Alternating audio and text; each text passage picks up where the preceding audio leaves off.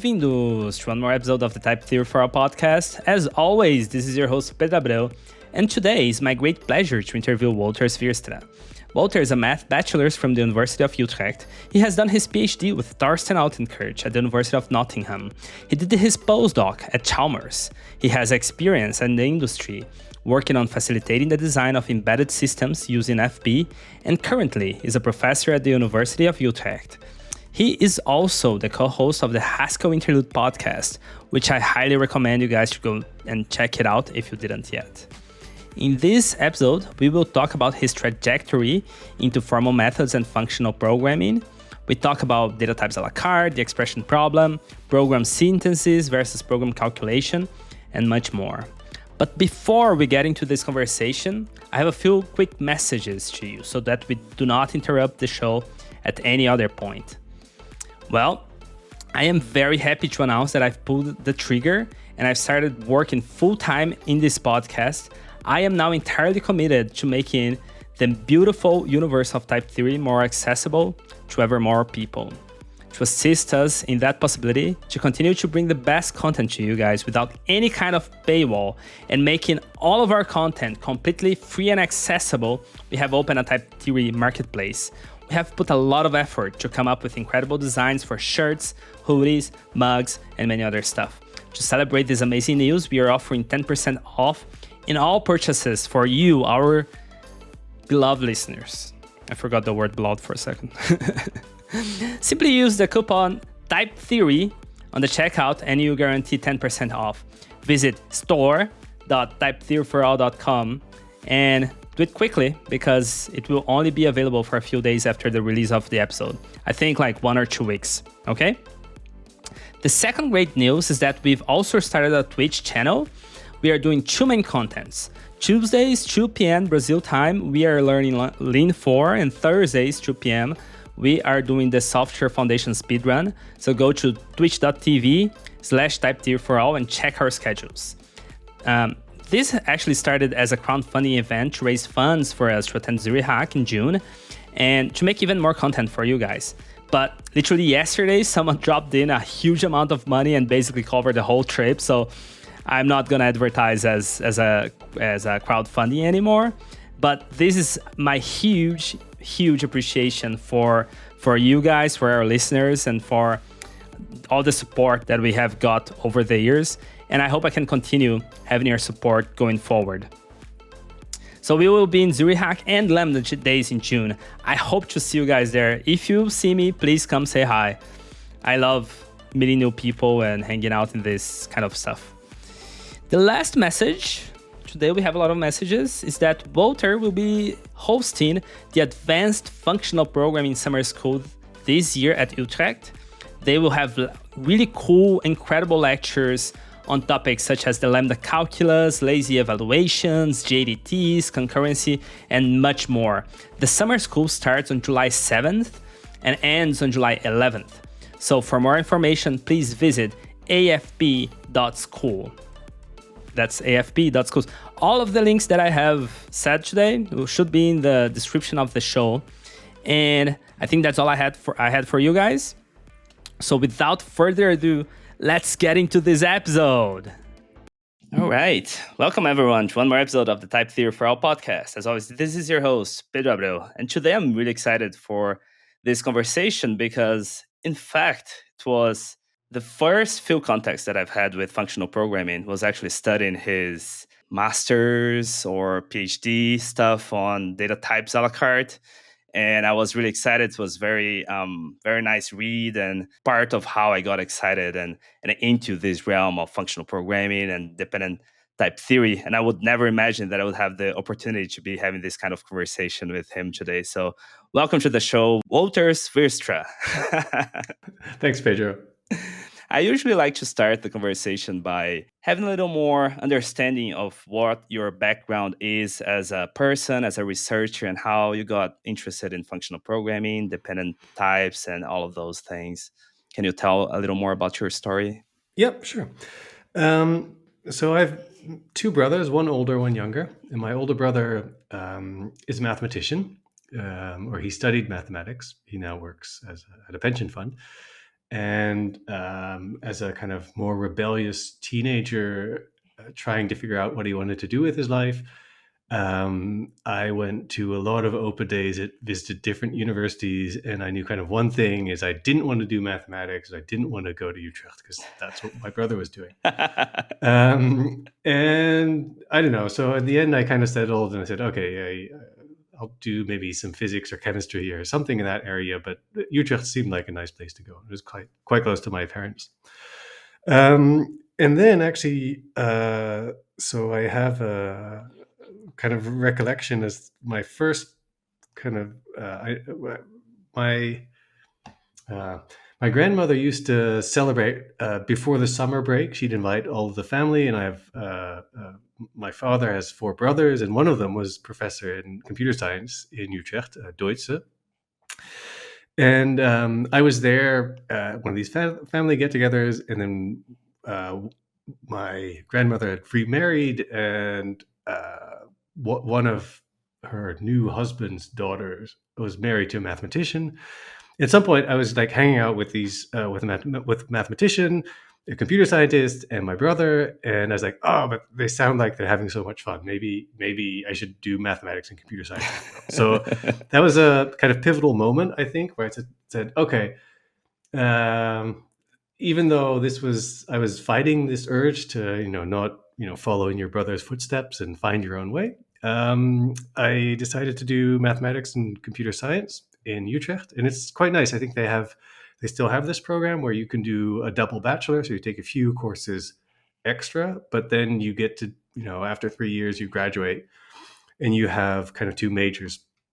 And it's a really great program because it kind of fit perfectly for what I wanted to do, because I realized after 3 years that I'm not a mathematician as much as I, like or enjoy the challenge. Mathematics research is a particular kind of, I don't know, community, or it's a way of working, or I felt like it never really felt like home. And at the same time, like the first years of my CS degree, I kind of did the courses and I enjoyed it. And functional programming I really liked, of course, but I didn't really.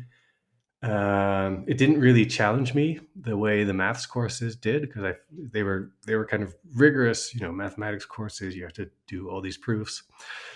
And kind of towards the end of my bachelor, I kind of wanted to figure out, what do I want to do? Do I want to do a master in maths or CS? And kind of towards the end of my bachelor, I realized that all the stuff that I liked in mathematics and logic was also happening in the kind of more advanced CS topics that I was interested in. So I decided to do a CS master's degree, which was perfect because I got to do a lot of functional programming. I took some elective classes doing logic and lambda calculus and all these kind of things where I just learned a lot.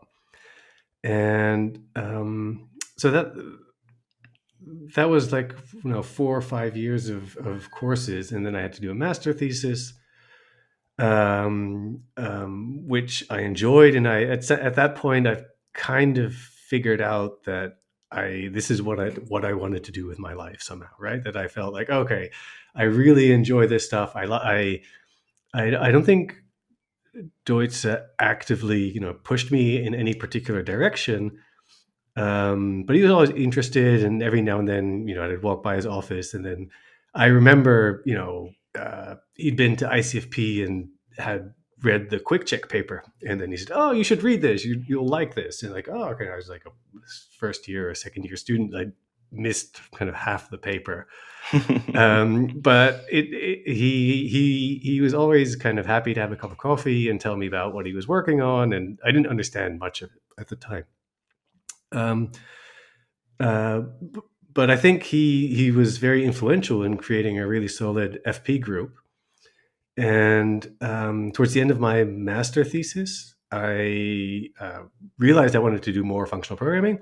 And there was this summer school. It was the first conference I ever went to in 2004 in Tartu in Estonia, organized by Tarmo Ustalu and Varmo Vene.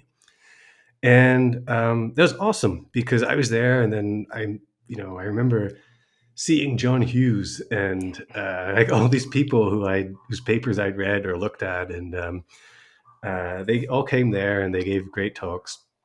And one of the speakers there was Conor McBride, and he was talking about his crazy language epigram, which has this funny two-dimensional syntax, and it was completely unusable for large programs, but it was full of exciting ideas. So I really felt like, oh wow, this is for me. It felt like, oh, this might just be like the future of functional programming, right? So that really drew me in.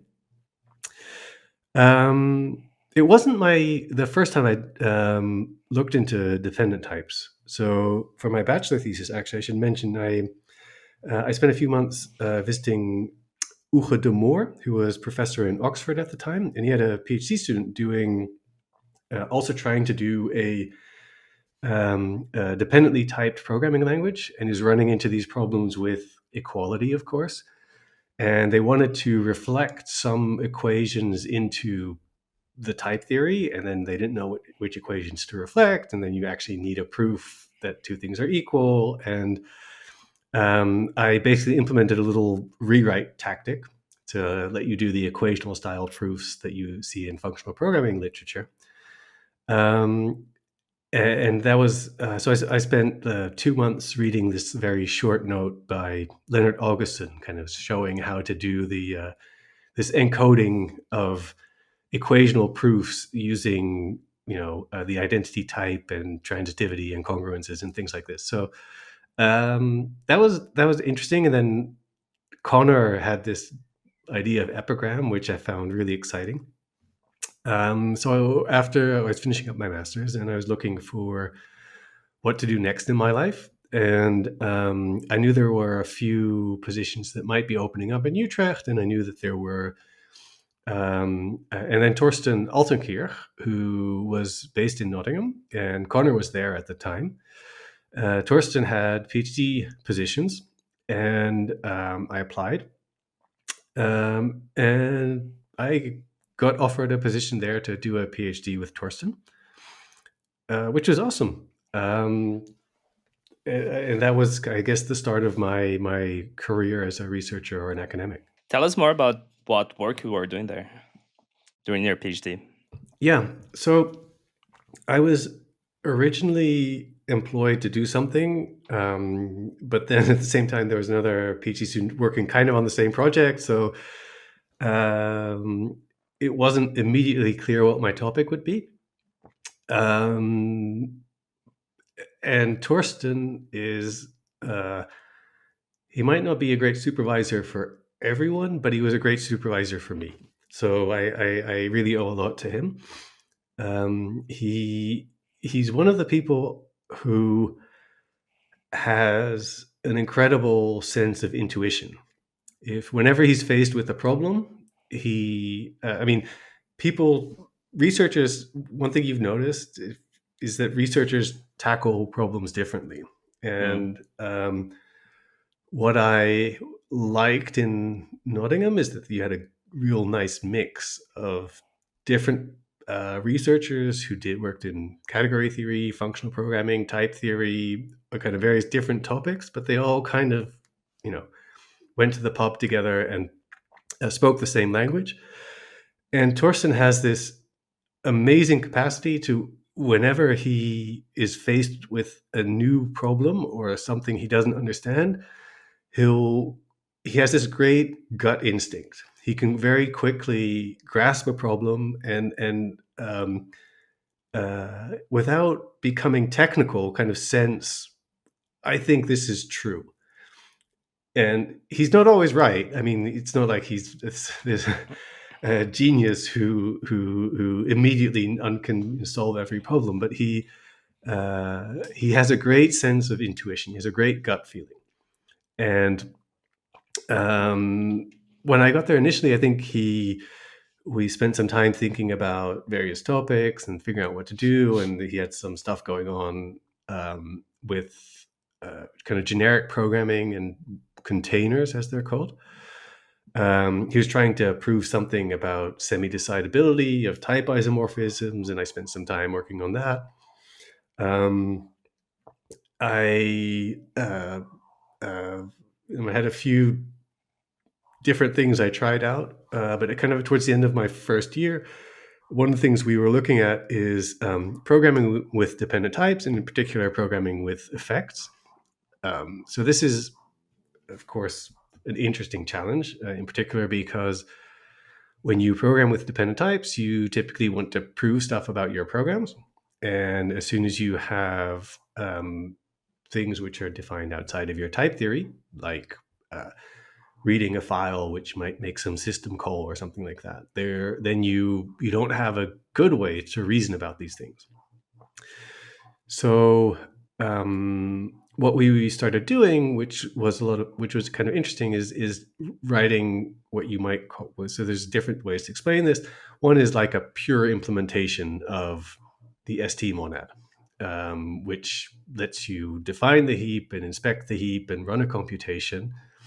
And that's useful even for Haskell programmers, right? If you want to debug stuff that lives in I/O, if you have a pure reference implementation, you have a way to test your code, to maybe reason about your code, and in type theory, especially, that's important.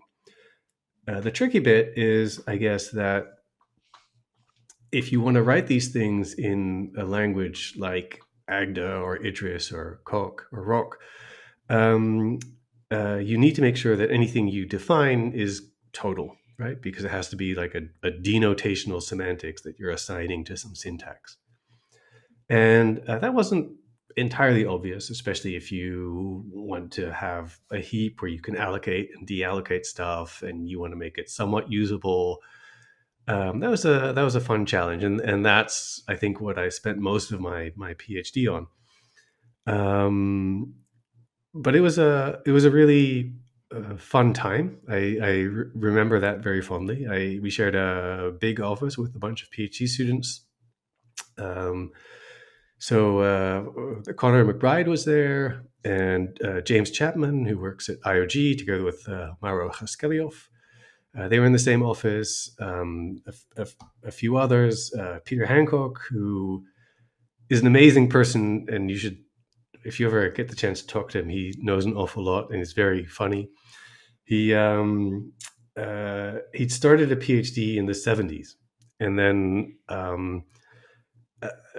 on constructive mathematics and ordinals and something another. And then he kind of defended his PhD in the UK, and then one of his examiners pointed out that he'd made a mistake, and then he kind of gave up and couldn't fix this and stopped his PhD essentially. Oh no! But then he spent a lot of time in Sweden, and actually worked quite closely with Martin Löf as he was inventing his type theory.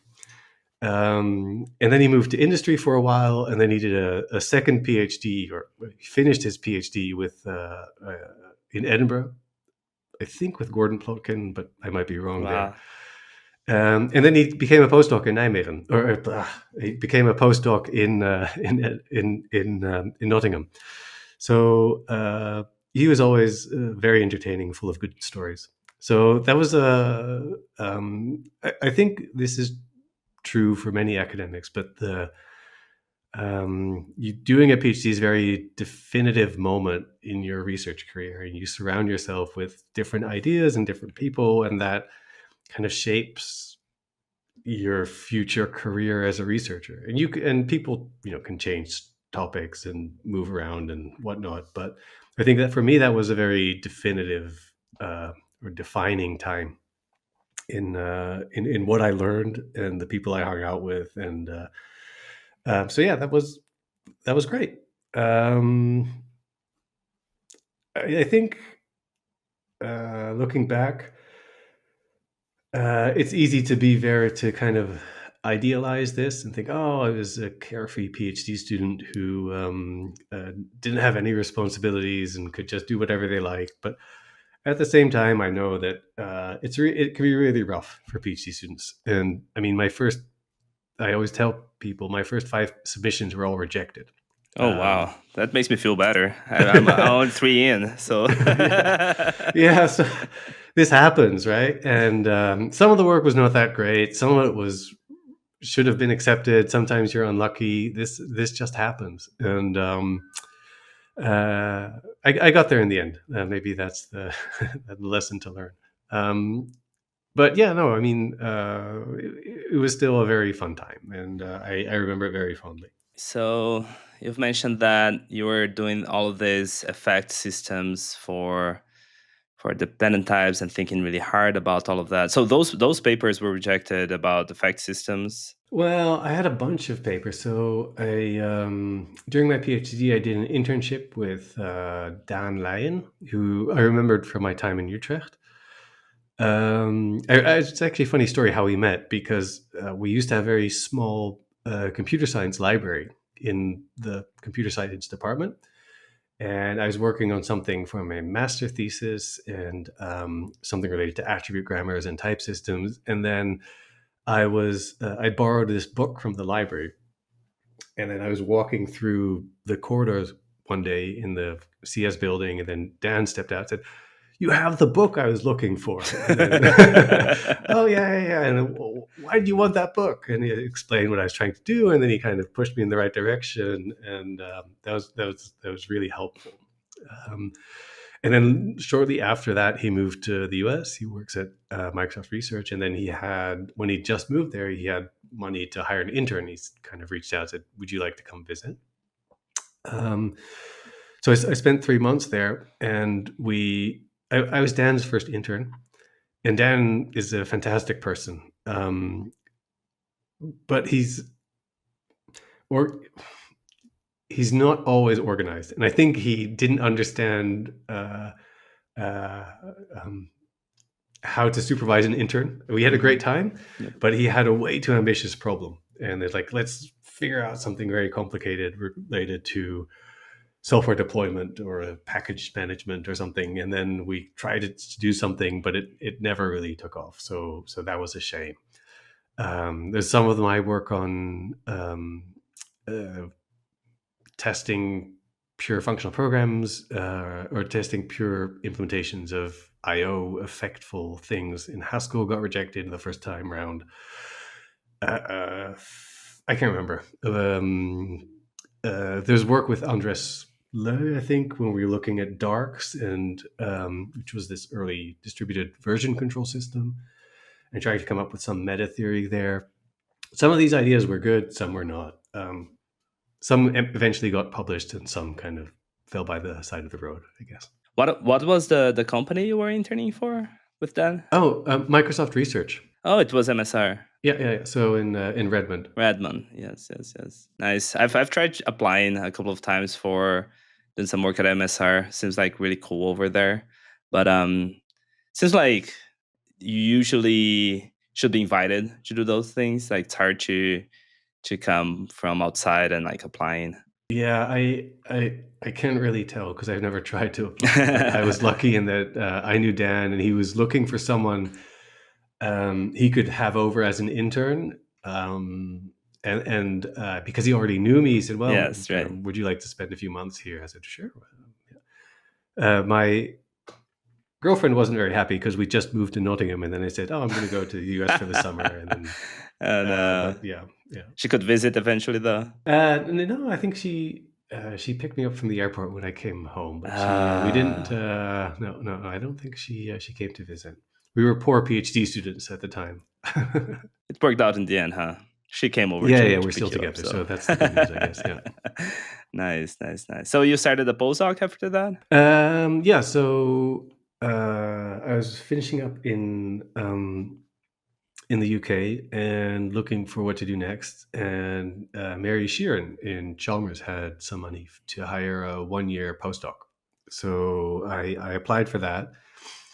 And I spent a year, or a little less than a year at Chalmers.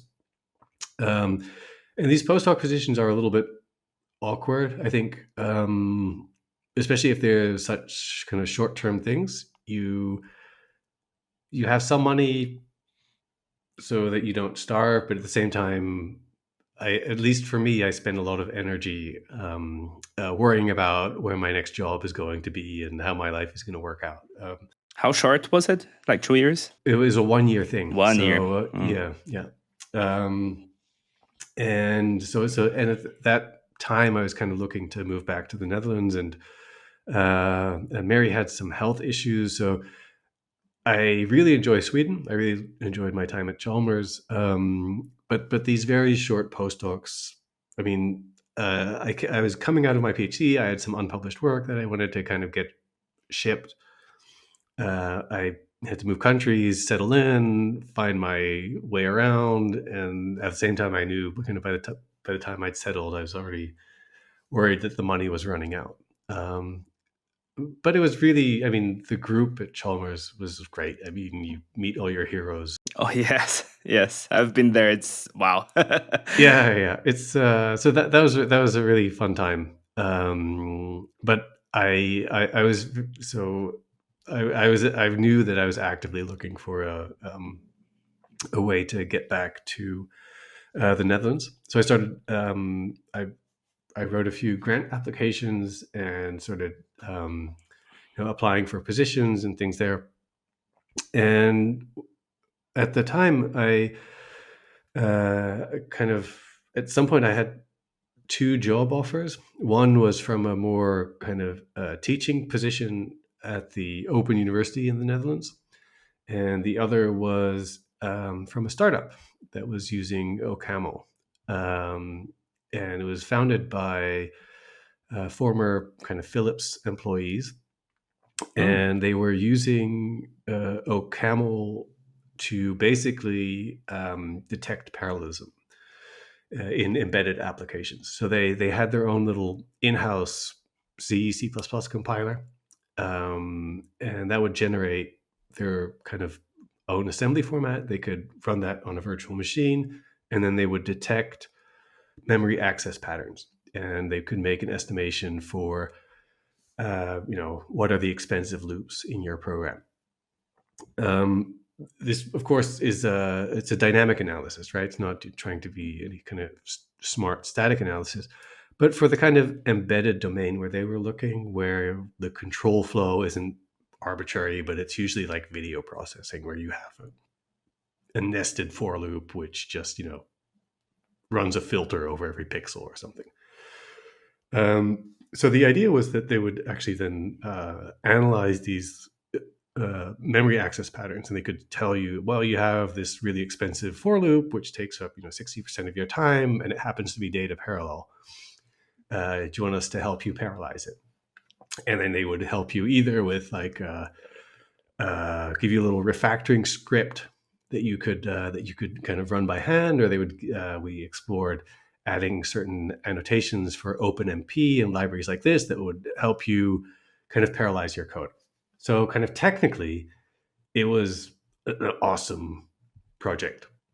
And I think because the company didn't make it in the end, so they went bankrupt a few years ago, which is a shame. So this is Vector Fabrics, and they, I think, what was flawed is that, and I'm really bad at the business side of things, so I can't claim to a better idea here. But basically, the thing that they found very hard is they would have to go up to people who designed embedded systems and tell them, "You're doing your job wrong. You should use our random tool," which no one has ever heard of. And they eventually pivoted more towards consulting, basically. And they had some very high-profile customers who wanted to parallelize their application. And they would then take the source code they were given and run it through all their own tooling, and they knew exactly how to interpret the graphs and everything that got generated. And then they would fix stuff for you, right? And that, I think they were really good at that. The problem is that if you have venture capitalists backing your company, they're not interested in a consulting firm because that kind of scales linearly, right? You need the only way to generate more money is to hire more people who are expensive. And if you have a bit of software that you can sell that everyone uses, then kind of that's how you can make a lot of money. So eventually they needed an extra round of funding. It didn't quite work out, and they eventually went bankrupt, despite the fact that there were really a lot of smart people working there, and they had a bunch of interesting ideas. And I learned a lot about OCaml, which was also a fun experience because it's a strict language, and it means that it kind of bridged the Java, C Sharp, whatever world kind of imperative programming that you might be used to, and then Haskell, which is this other planet, right? And then OCaml kind of sits a little bit in the middle. You realize, oh, actually, you can do functional programming just fine in any language. It doesn't need to be Haskell. And having a language be strict is actually really useful in a lot of situations because you don't need laziness all the time. So that was, I learned a lot in that respect. I also learned that I didn't want to stay in industry. So the CEO was Dutch, but he'd spent a lot of time in Silicon Valley. And for me, I was, still kind of a half researcher or whatever, right? I was on a bunch of program committees, or I was, preparing a journal submission on some work I still had lying around. And I would spend the train ride from Utrecht to Eindhoven, where they were based, working on this stuff. And I knew at some point we should, we were doing a lot of, at the time, which is quite a while ago now. So it must be, this must have been 2010 or so, 15 years ago. We were running OCaml code in the AWS compute cloud, and it was a lot of real world functional programming. I said, we should write an experience report about this because it's fun. And I don't know anyone else who's doing this stuff, and the functional programming community would be very interested. And I spoke about this with the CEO, and then he basically said, no, we're not going to do that. I think we have to kind of dedicate ourselves 110% to the success of the company, and anything else is a distraction. I don't want you to work on this. I don't want you to work on this in your own time. We're not going to support this in any way, which I can understand to a certain degree from his perspective. But if you want to keep your employees happy, maybe there's this would have been kind of important to me to kind of have that level of support.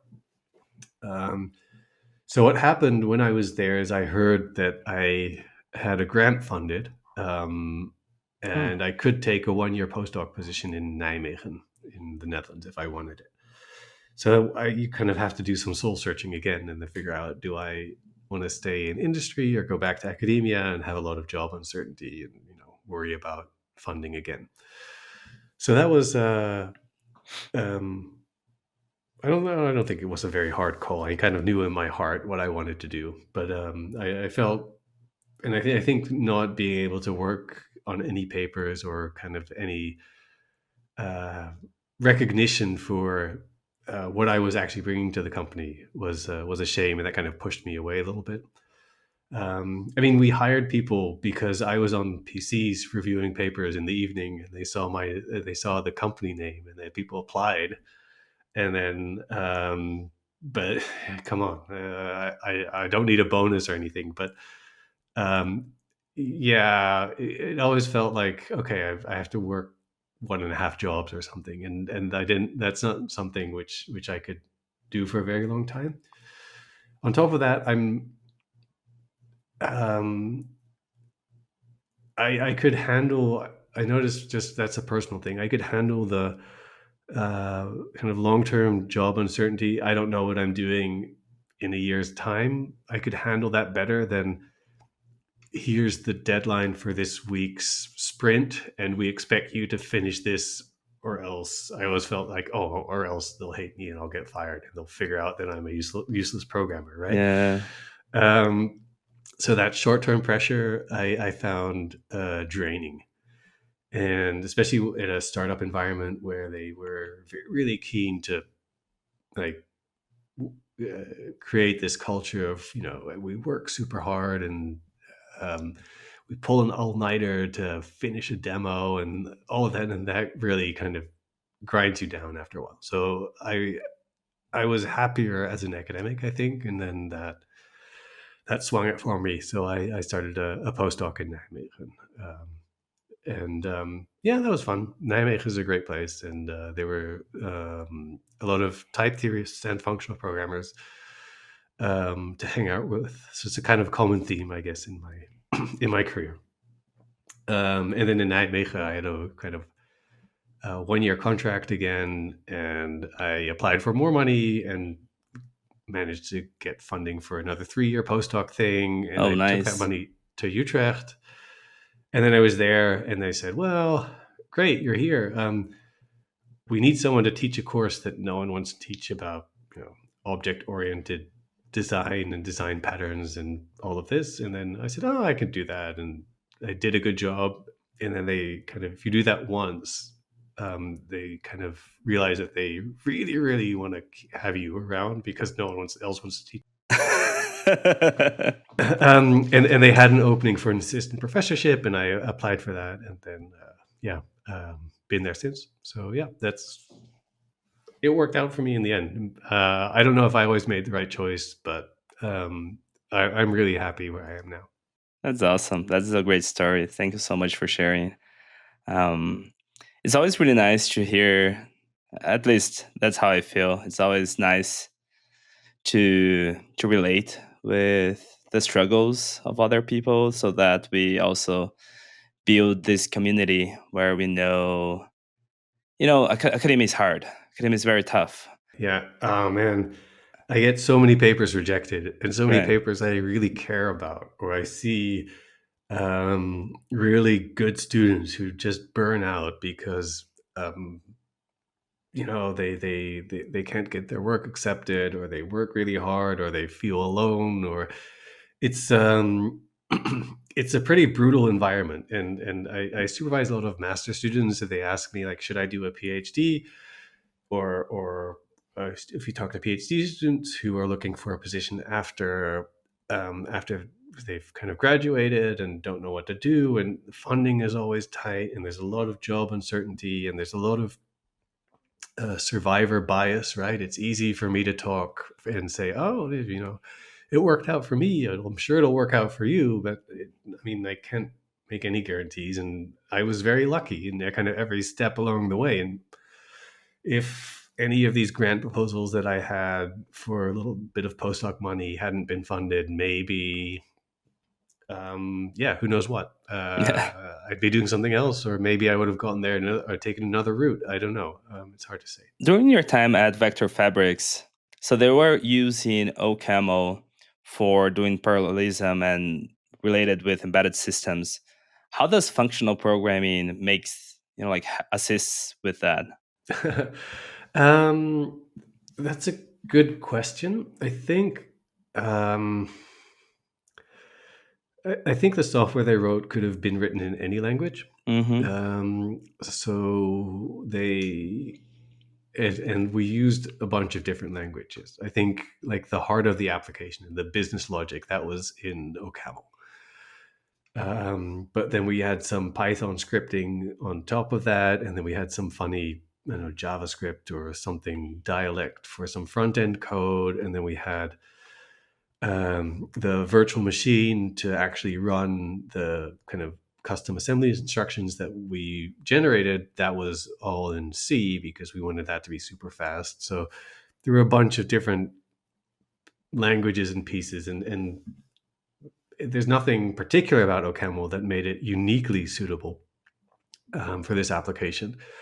But OCaml's a great language. It's awesome. It's like reliably performant, which is a little bit slower than C, but I mean that's fine. And at the same time, it's statically typed. You have high order functions. It has predictable performance. So I think they were really worried about using Haskell and running into space leaks, which is understandable. So they said, well, let's just take, especially these are like embedded systems engineers, and then Haskell was really too weird for them. But they said, oh, OCaml, that's kind of okay. Well, you get all the good functional stuff, Right. and we didn't use the object system at all. We were very disciplined about any side effects. So it was basically pure, strict functional programming that we were doing, and I think that's a great model that worked really well for them.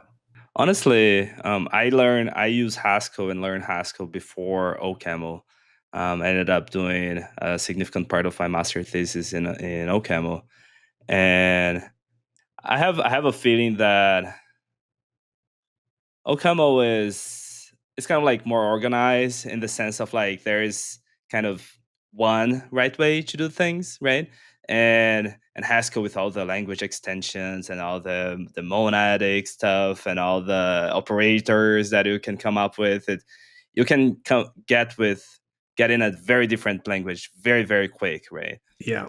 So I think you aren't unique in having that experience. Mm-hmm. We have a Utrecht Haskell meetup that we organize, and recently in the kind of most recent edition, we had someone who had worked at No Red Inc. So they're this big company that uses Elm, and he didn't have a background in CS. He's a physicist by training, and then he said, well, I picked up Elm, and that was supernatural, right?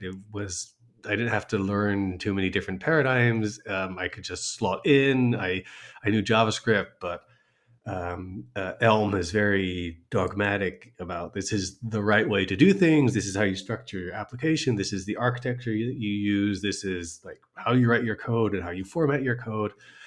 So that means that you don't have a billion different ways or libraries Right. or styles, or it just is quite prescriptive about how to do things. And then they were using Elm with a lot of success, and then they wanted to use Haskell for the backend, and because it was implemented in Ruby on Rails, and that wasn't scaling and things like this. I've heard that story before somewhere.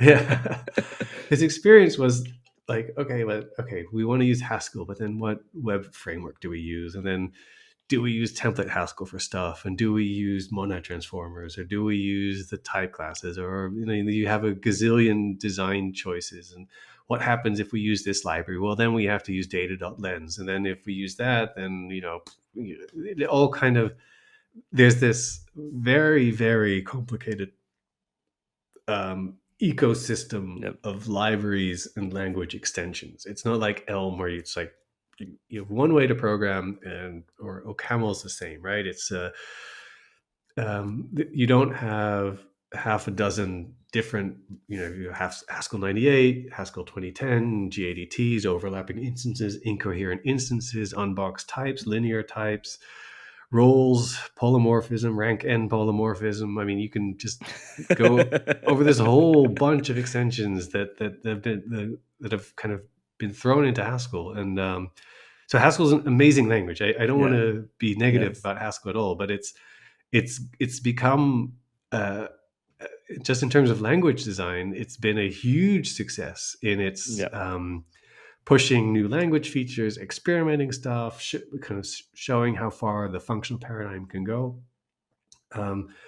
But for someone who is, even if they know functional programming and they're trying to figure out how can I use Haskell for my language or my application, it's hard to figure out where to start, really. Yeah. I think this is a good segue to understand a little better what's your relationship with Haskell Foundation, because clearly you're very involved. Hardly. So I have to admit, I teach a lot of Haskell. So I teach. We have an advanced functional programming course where I teach Haskell and Agda. And I should mention we run a summer school where we kind of take some of the material from the course and we run a week-long kind of intensive Haskell course, which is a lot of fun to do. And I, organize these Haskell meetups because we teach a lot of Haskell in Utrecht. We have we have not only courses on functional programming, but if you look at our course on formal languages, for example, we teach formal languages and pumping lemmas and regular expressions, but we also teach parser combinators and how to actually write a parser in Haskell. And I think that's a great way to bring the theory to life. And then we have a few other places within the curriculum. So our concurrency course, where we teach concurrent and parallel algorithms, that also uses Haskell and STM and all of these features, which are kind of hard to get in other languages. Mm-hmm. So we use a lot of Haskell, and I have a lot of colleagues who also speak Haskell so that we can understand what we're doing. But I'm not particularly deeply involved in the foundation. I'm a co-host on the Haskell Interlude, but I'm kind of gradually rotating off. I've been doing that from the beginning, and I can only do so many things. So I figured that, and it's.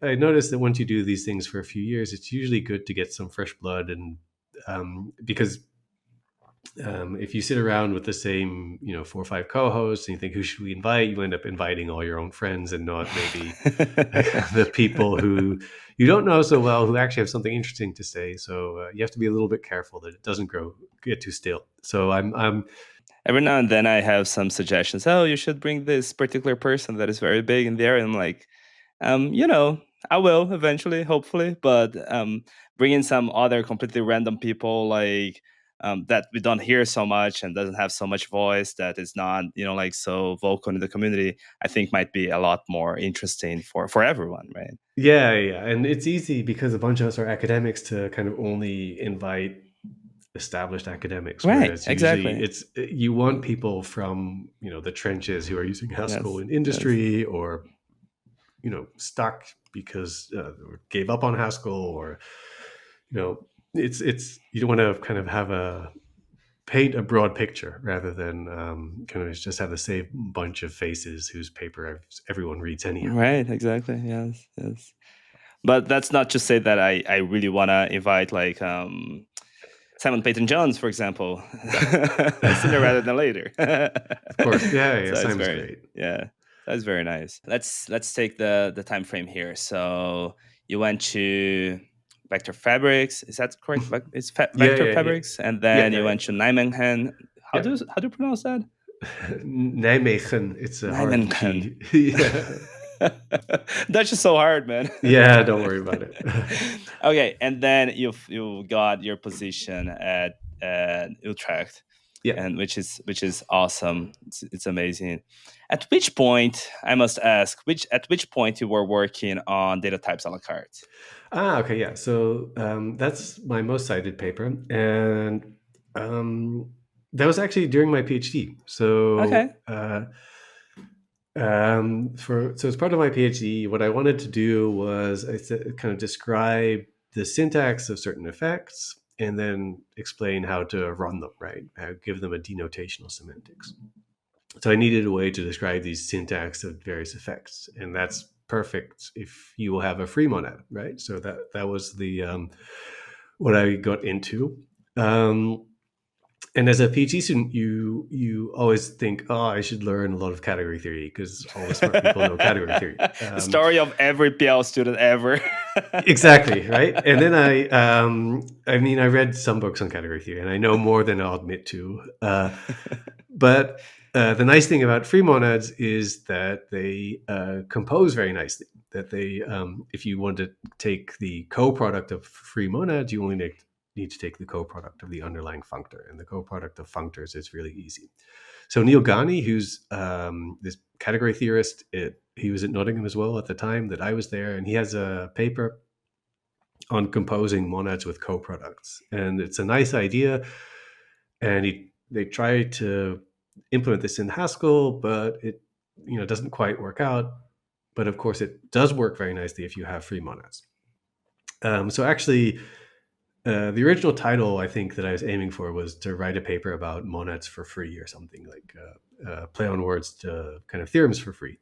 And I realized, oh, okay, I want to show that you can combine these things nicely. And then I figured, oh, if maybe before I do monads, I should do data types. And then you kind of realize, oh, okay, I have to explain how to combine data types and how to, how that works. And I was sharing an office with Mauro Haskell, and I was kind of saying, oh, okay, this is what I wanted to do. And then he said, oh, but you should look at this paper by Paul Hudak and one of his students. And I think it's one of the monad transformer papers from the early 2000s. I forget. But they do this trick with automating injections. And that worked really nicely in the context of the data type stuff. So Mauro suggested that, and I looked into that, and it kind of worked out. And then wrote about the free monad stuff, and then the paper kind of came together in the end. So it's, I think it was the first functional Perl I ever published, and it's still a really nice paper, I think. So yeah. I think you've mentioned at some point that you have particular thoughts about writing functional Perls. Oh yeah. So it's I enjoy writing papers that I hope people enjoy reading. So I think that's Richard Byrd is a master in the art of writing this paper, which always has a plot twist and does something very clever. And there's a bit of functional programming in there. And Richard's very witty. He was very funny to talk to, always full of stories. So just so I have some context. So Byrd, I think I've read some Perls with that name. Yeah. So like with data structures and showing how to build certain things like lazily or that's the person, right? Okay. Yeah. So actually Richard Byrd was the Perl editor for JFP, the first Perl editor for the Journal of Functional Programming. And at the time when the journal was being established, there was a I think the communications of the ACM, but I'm probably mistaking this. They had a bunch of programming Perls written by John Bentley. Right. And then they thought, well, if we have a journal of functional programming, maybe we should have functional Perls, where we kind of show how to do interesting algorithms or data structures functionally. And Richard Byrd was the first editor, and he wrote a lot of these Perls, initially himself, and later more and more people started submitting. And I really like this tradition of writing papers which a graduate can read, where you don't need to have a PhD and a postdoc in homotopy type theory or modal whatever, but a paper where you can kind of show, oh, here's this thing which you thought was complicated. It sounds like a really hard problem, but if you think about it or generalize it or rearrange things, it all kind of fits together naturally, and then the solution presents itself. And that's the nicest kind of, or one of the papers I really enjoy writing, I guess. Yes. And it's very nice to have them recognize, for people to take off the time to actually sit down and present this in a very digested manner, so that we're sharing our knowledge to others. Because that's the thing about the bigger papers is it's really, really hard to work through, and sometimes the actual Perl that will help you out is completely buried in all of those details to solve other things, and we just want to go in there and just take it and show it very clean. And that's the bad part, kind of it's the tricky part, because it's not necessarily novel or completely solving anything particular, things that are already sitting in the lore for many years, but the way that is presented makes the whole difference, right? It's amazing. It's really cool. It's what we mentioned about metrics in academia, is we don't value education, or we don't value tutorial papers very much. Whereas these are actually things which sometimes have a huge impact on junior researchers, right? Yes, right. So Yes, for sure. that's tricky. Yeah. Do we have any kind of Perl for theorem provers in our community? Do you know?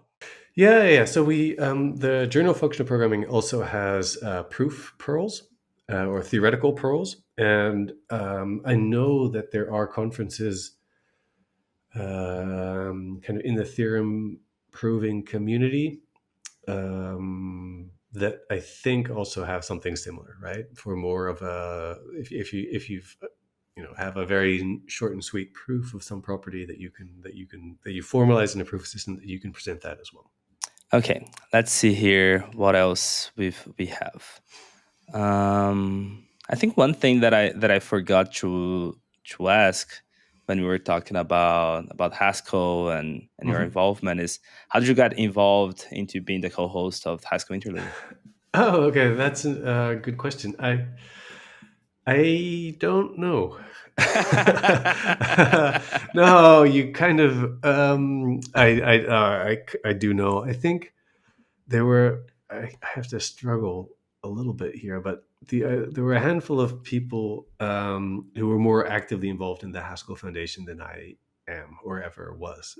So Andres Leu and Nikki Fazou, Joachim Breitner, and a few others. And I think Nikki was probably on the foundation board in some role or another. And the foundation was looking to. So the Haskell Foundation exists because there are companies who are willing to sponsor it. And they to survive financially, they need companies to put their money into this foundation. And then they were looking, as the foundation was being started, they were looking for ways in which they could advertise themselves or create a little bit of publicity for themselves. And then Nikki kind of wrote of various people who she knew and suggested that we start a podcast together. And that was fun to do. I mean, it's a lot. I mean, as you know, you basically get to sit down with people who you may or may not have met before, and you ask them questions about their life, and they're happy to kind of tell you a bit. And yeah, you learn a lot. You meet a lot of people. Yes, it's very fun. I had the chance to talk to her at ICFP in Milan. Yeah, she's so nice. She's very cool. Nikki's great. Yeah, I've been trying to find ways to sponsor this podcast, to have a sense of like if I could spend more time doing this. She was trying to help me to reach out with the sick plan board. Cool. But yeah, we're still trying to see how those things goes. Yeah, it's complicated negotiations. It is. Like I just come over and like, hey, you guys should give me some money, right? Yeah. Yeah. So you also in our conversation when we were talking through the emails, you've mentioned a couple of things that you are passionate and excited to work about these days, and you've mentioned particularly about program calculation and also in-place functional programming. And we should talk about both of those. Which one do you want to get first? I'll start with the in-place stuff, I think, because that's fun. So program calculation is not fun? It's also fun. Yeah, no, but the in-place functional programming is something that I've been thinking about with my co-authors kind of quite recently even. So that's something I can say a little bit about. So this is work together with Dan Lyon, who is at MSR, and Dan has his own little language, Coca, which is strict and pure. And Dan is a very interesting guy. He's very keen on kind of showing that functional programming can really work, and not just in. He got into functional programming because of like the beautiful functional pearls and doing a little equational proof about a program and showing how kind of like these beautiful calculations and reasoning that you can do in pure functional languages. That's fantastic. And then if you look at a language like Haskell and then compare the performance to C, like, what? Why is everything like 1,000 times slower? And this is not because Simon Marlowe or anyone is not doing their homework, because these are amazing compiler writers. It's just laziness has a price. If you're not careful about memory management and allocation, that you want to make sure everything's pure, that you never overwrite stuff, then you have to do a lot of copying. So all of this stuff, even though we think of it as being for free somehow, it's not really. There's a performance cost to this beautiful abstractions that we built. And this work with Dan started because he has a very clever garbage collection algorithm that he worked on together with Leo de Mora, and I think Ning Si. Anyhow, it's Perseus. So you can find it. It's a reference counting garbage collection algorithm, and he uses this for Coca. And if you look at a lot of functions that you might write in a functional language, like the reversal of a list with an accumulating parameter, what you do is you pattern match, and if the list is empty, you return the accumulator. If the list is not empty, you kind of extend the accumulator with the head and then recurse over the tail. And that's beautiful. You can prove stuff about this in your theorem prover, and it just works. It's tail recursive, so you think you're doing a great job. But what's actually going on is when you pattern match on the input list, if that list isn't shared at all, or it's not used as you pattern match on it, then you see the console, and then you go into the right-hand side, and then you have to deallocate the console at some point. On the other hand, on the right-hand side of the definition, what happens is you want to extend the accumulator, so you want to, free a new console, or allocate a new console, and then use that to grow the accumulator. And then Dan had this idea that for Coco, what he wanted to do, because he kind of dynamically has this reference count, he knows exactly how many references are going into the console that you just matched on. And if there's one, you can reuse that memory location to grow the accumulator list that you're reversing. Mm-hmm. So what happens is that even though you write this beautiful functional programming that everyone knows and loves, what's actually happening under the hood when you execute this is like the really ugly reverse a linked list in C by kind of swapping a bunch of pointers. It turns out to be exactly the same algorithm, right? And what's nice is that if you run this kind of code in Coca, you get performance which is on par with C. And this isn't just for something like list reversal, but we had a paper recently at PLDI where we looked at binary search trees. And you have a bunch of variations of binary search trees. One common theme is that what you want to do is you might want to do rotations to make sure that some balance is restored. Or you have this idea of splay trees and move to root trees, where whenever you look up an element, you want that element to be the new root of your binary search tree. So you can implement these algorithms in functional languages, and they work, and you can prove them correct. The drawback is, in most functional languages, what happens is you do this lookup, and then you kind of walk down the tree, you find the element you're looking for, and then you have to rebuild the new search tree. And this involves reallocating a bunch of new nodes as you kind of rebuild the tree going up to the spine, which once again is functionally correct, but it's compared to C, at least it's slow, or compared to any situation where you can mutate memory. So that's a shame. But what we did in this paper is we showed, well, okay, you can write the usual algorithm that you would want to write in kind of a direct recursive style. And then you have this kind of idea of CPS transforming and defunctionalizing, and then having this stack, a bit like a zipper, right? Where as you go down the tree, you kind of store the trees that you don't visit on this stack, and then you rebuild back the kind of unwind the stack or rebuild the tree after you found the element you want to move to the root. And then you get very efficient tail recursive implementation, and this is great, right? Dan was so thrilled when this kind of came together. He said, like, it has all this beautiful calculation from the JFP pearls that he loves, and he's like, this is the first time in the history of the world that like a functional programming is beating C. Wow. On a functional algorithm on trees that is beating C. And he was like, that was really cool. And what's particularly nice here, I think, and this is, we looked at a lot of these algorithms, and they usually have this kind of more imperative implementation. And we tried to look quite hard for formal correctness proofs for things like splay trees.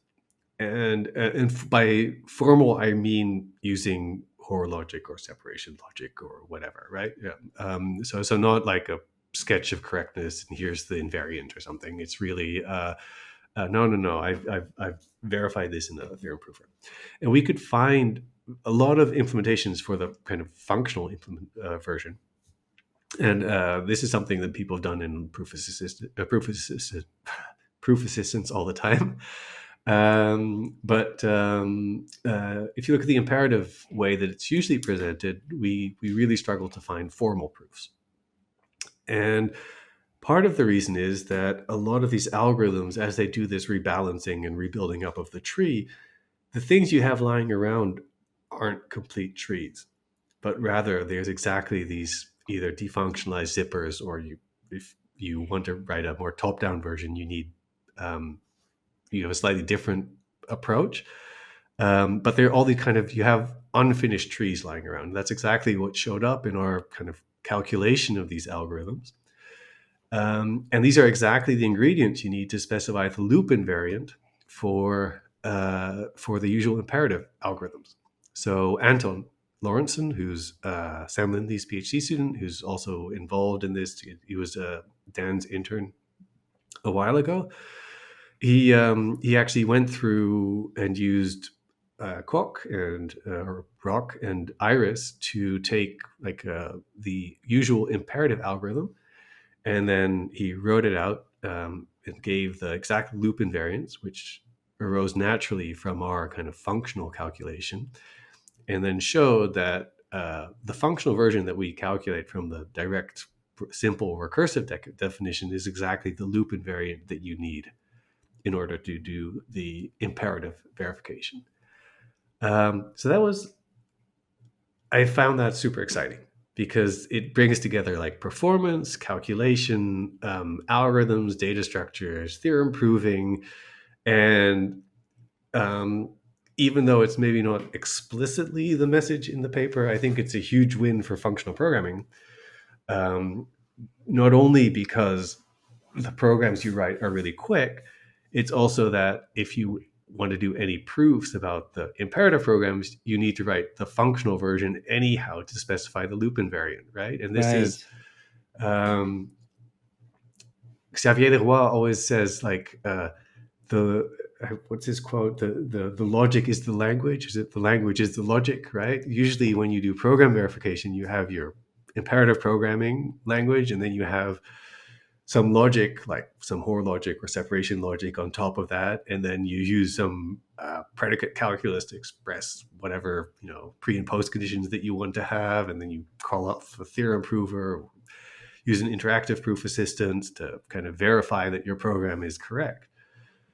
But here, once again, like the language is the logic, right? We write the functional program, it turns out to do exactly what we want. We can prove that it's correct, and yet it runs just as fast as the imperative one. It's like amazing. That's awesome. Such a cool paper. I think I was really, really happy with that work. It was like one of my favorite papers that I wrote in the last 5 years or so. That is so cool. That is so great. Is there so what exactly is the how general are the algorithms and the data structures that like beat C performance? Okay, so I have to quantify the beat C performance a little bit. So Dan is not only a great PL researcher, he's also an amazing hacker. And one of the reasons that Coca is faster than kind of vanilla C is that he has his own memory allocation algorithm, memalloc, and which works much, much better than kind of alloc that you would usually use on modern architectures. So one of the reasons that Coca beats C, which sounds really impressive, even though Coca compiles through C, is is because his allocator is just so good. Yeah. And if you run it, if you run the C algorithms, but you use Dan's allocator, you get performance which is on par with Coca. Okay. So it's not like there's something inherently quick yes. in what Coca is doing. It's just I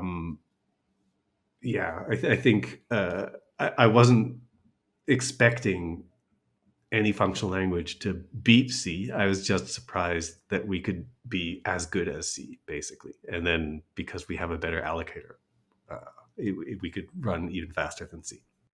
I've always, I think there are some books on this, but I feel that it's under researched, or we don't kind of care about that too much in our field. Is like, like developing good algorithms in functional programming, like good and fast algorithms, just like you do with imperative programs. Like really doing lead codes stuff that runs very fast. Like we don't do that enough, and that I think Coca is a really good step towards, like maybe pushing that a little further. And it's very exciting because once that starts happening, it's much easier to sell functional programming language and getting it even more mainstream. Although a lot of languages are now importing a lot of functional programming ideas. Yeah, I agree for sure. I think we have purely functional data structures by Okazaki, which is yes, the classic that's what I was book, thinking. right? Yes. And one thing we've been doing is reading a lot of these algorithms again. And once you have this in place kind of lens, then you realize, oh, actually, we could probably use this operation is probably in place, and okay, we can play around with it in that respect. And kind of more recently, we've been thinking about, because Coca is strict. If you look at even the Okazaki book, which uses ML, there are certain situations where you really want to use laziness and sharing. And that's actually the kind of the more recent work that we've been thinking about, is how to have a kind of be able to do some kind of reuse or laziness in Coca that could let us write some of these more subtly correct data structures and algorithms. So that's really exciting. It's really exciting. When I was visiting Jasper Cox at Delft, he was actually reading. They had a study group over towards that book, and they were actually implementing those ideas in Haskell to see how it goes. Like how it translates and how to deal with the laziness, or where laziness is actually getting in the way and how to turn it off. That kind of stuff. Yeah, it's surprisingly subtle. I mean, you still get ICP papers even now where where people try to give a good argument for doing an analysis for some of these lazy data structures, where you thunk a little bit and then you do some evaluation, and then you want to be sure that you share the evaluation, and that and it's incredibly subtle business. And even the Okazaki book, I mean, even the Okazaki book, I mean, it's great, but if I read if I really read it very critically with like a proof assistant goggles once again, and say, okay, how could I prove some amortized complexity argument about some basic data structure? It's very, very subtle, and a lot of the arguments tend to be a little bit, we can do some counting here and then it works out, and It's very hand wavy. It's not a formal framework where they Right. say, oh, okay, this is exactly kind of the reasoning that we're using, or the logic and things like that. So Right. it's yet the algorithms are very subtly correct. So there's a tension there, right? Like, because I usually need like a proof assistant to check my homework, and that's how I use proof assistance a lot. And for many of these arguments, I wouldn't trust myself if I wrote something and then said, "Oh, okay, I think I got it right." But it's actually quite nice to have um, a bit of machine verification there to make sure that you're not messing up your bounds or making some unjust assumption. That's usually my feeling when I was learning complexity theory and like doing all those algorithms. I'm like, this feels so hand wavy. Like I wanna be more formal. I wanna really Hmm. go down and do this induction all the way down to make sure that all the invariants here are in place. But no, just Yeah, like math, I don't know, like the way that mathematics, actual math. I don't know. I shouldn't say yeah, actual mathematics, but like analysis kind of stuff. Like we yeah, are usually doing with more algebraic kind of mathematics, but yeah, analytics is usually more feels like more intuition in place, right? Like, oh yeah, that's obvious. They're not gonna spend too much time there. I don't yeah, like it. It feels wrong. Like that's yeah. It's funny. I mean, I sometimes try to read algorithms papers, and they're a very different community, and it's funny yeah, how they're yeah, adjacent to programming languages and theorem yes, proving and all of this, and I think we share a huge amount of the same values about right, you care about the maths and the correctness and this and that. But for me, when I kind of come up with a clever data structure, I'm mostly worried about whether I got it right and what is right, the yes, invariant and can right, I prove this. yes, And then usually I worry a little bit less about, okay, it's obviously linear or whatever. And then I right, don't care yes, exactly about the tightest possible bound that I could right, prove in the worst case complexity or something. And then, but a lot of the algorithms papers that you sometimes read is they don't even, or some, not all papers, I should say, give a very good explanation of the algorithm, even, or an implementation of the algorithm, or something that you, or the data structure, and they say, well, it kind of works like this, and it's obvious correct. And then now I'm going to do 5 pages to prove some very kind of complicated maths to do some analysis of the worst place time complexity. right. And for me, it's like when I read these papers, maybe it's because I it's not my bread and butter, but then Right. I look at this and think, wait, why does this work? What's the invariant here? Why does the data? Why does this never break? And what cases do I have to worry about when the tree gets out of whack or stuff like that? Yes, yes, yes. Maybe they're just better with their intuition than we are, right? They just get it right. Maybe, but people make mistakes all the time. So Yes, yes, yeah. yes, for sure, for sure. Um, so what about program calculation? Okay. Yeah. Okay. So that's one of the things so I have a background in maths and CS, and I Mm, think this is somehow in the perfect intersection, right? mm, And where in languages like Agda, you can write your specification and then you can write your program and you can prove that it matches its specification, or you can build stuff which is correct by construction.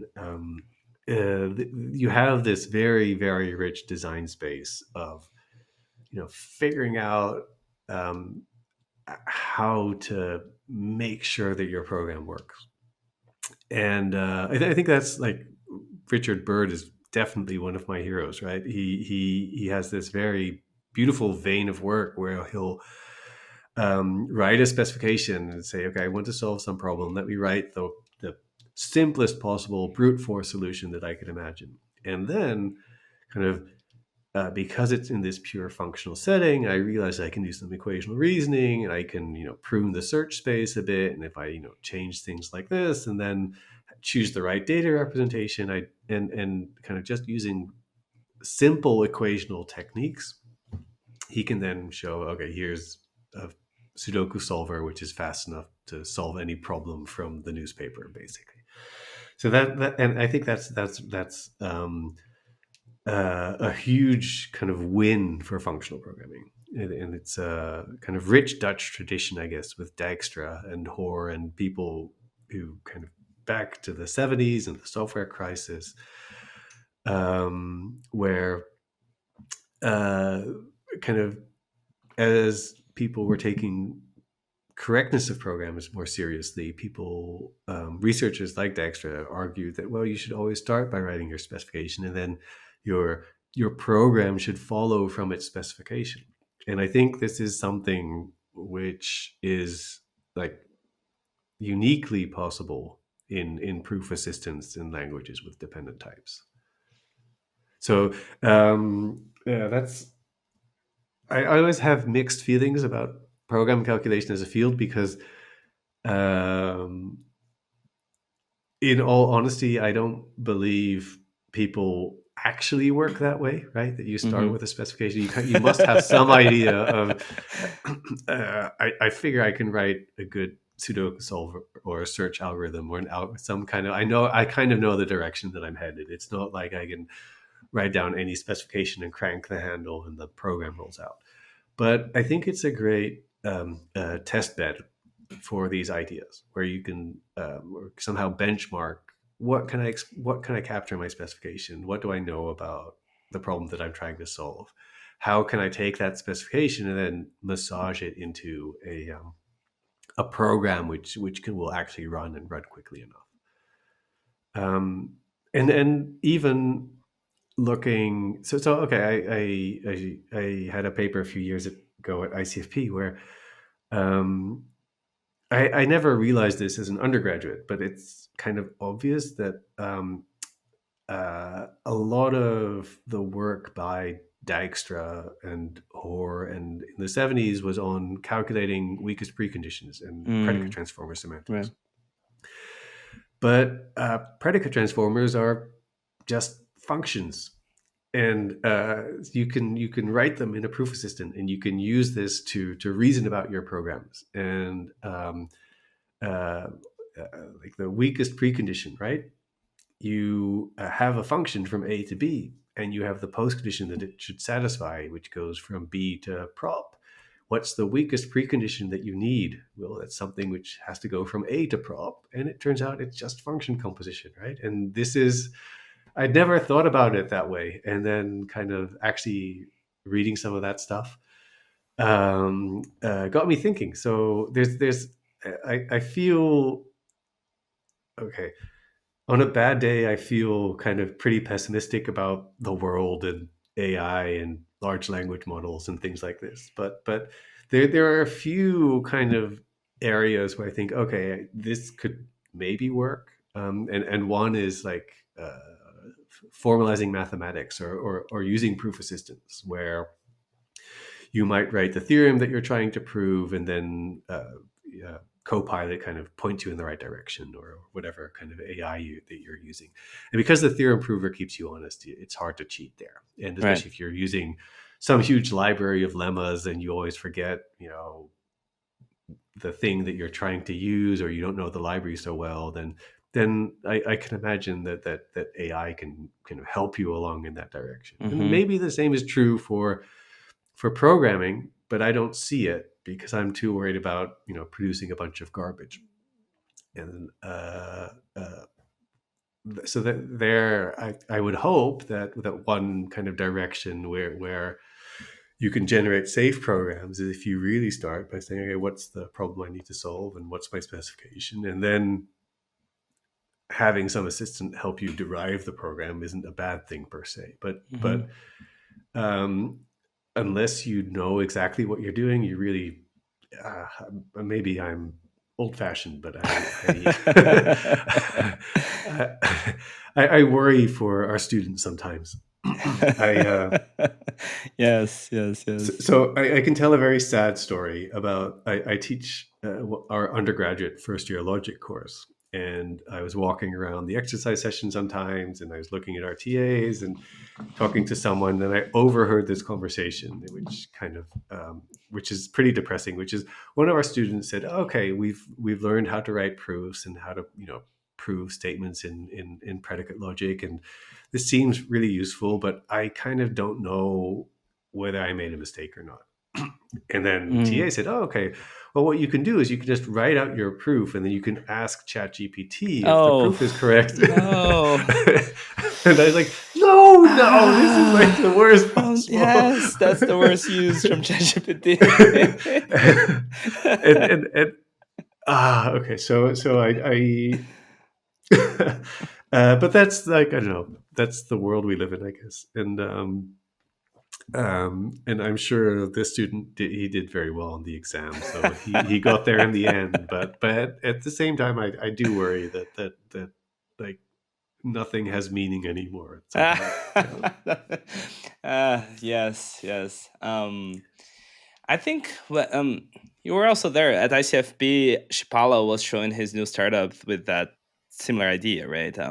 Having this, he was opening this startup, which I forgot the name of this on the top of my head now, but it's exactly that, using like proof assistants to kind of guide somehow the correctness of some LLM applications, which is it is a very exciting approach of making sure things are not falling off a cliff as we're going. But yeah, I feel I remember also before that I was into how's it called? There was Midwest conference that happens every year, that gathers a bunch of different universities in the Midwest of the US.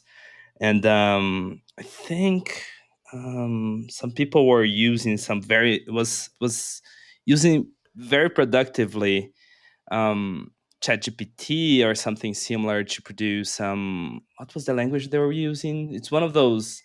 Um, uh, I forgot on the top of my head, but they were using it with some very interesting language, and then like the type system itself would discard anything that wouldn't make too much sense, and then like there was this interactive process to use the ChatGPT API, and the guy had this very very interesting demo through the session, which was very impressive. So I definitely see a lot of future work, low hanging fruits in the intersection of these two things that just like exponential benefits for all the fields. So yeah, it's nice. It's uncharted territory. I don't know. I Yes, think yes. I worry. I don't know that all the AI stuff is being overhyped, and but who knows? I've seen, I've pair programmed with people who were kind of very much into Copilot and Right. use that in their editor, and at the same time I don't. But we were both doing Agda, and Agda has this very kind of, well, it's not an amazing IDE or anything, but I mean, it just works, right? And you have it generate a lot of the program for you. Yes. But you still need to put thought into writing your type signature and figuring out what it is you're trying to do. And my colleague was there, and he's doing the same thing. And he's very, very smart. So he would kind of autocomplete stuff and then immediately see that, oh, no, that's not what I want. I need to fix the bug in this and this way. But at the same time, it's very easy to think, oh, okay, that looks pretty good. I'll accept that. And then only later figure out, oh, wait a minute, I build up the list in the wrong order or something. Yeah. I definitely agree with you. It's uncharted territories. We're all like worried where things are going to go, especially for us that works, like in the trying to guarantee that things are really correct, and this things show up with no semantics, with no meaning at all, and just like let's throw stuff and see what happens. But I was actually talking with a cousin the other day. I like to tell this little story because it gave me a little insight of how LLMs are kind of like really changing the structure of our society in many ways. Because so I have this cousin that he works for the government. He like organized a lot of bureaucracy, organizing a lot of Excel sheets for some public schools, like scheduling buses for the schools and hiring and all of those boring processes. and he was telling me that he was doing this ChatGPT course to learn Hmm. better how to do the prompts to automate more of those stuff for him. And Yeah. I was like, why do you need a course for that? Just learn how to do, like, just go ahead and do some YouTube tutorials. He's like, no, hear me out, because like all of these people who are doing these courses, they have very Hmm. similar problems that I already had, and they're charting these territories ahead of Right. time, and like it's already like teaching, like doing the mistakes there, and like all of this is going to be paid for me. I don't even have to pay anything for all of that.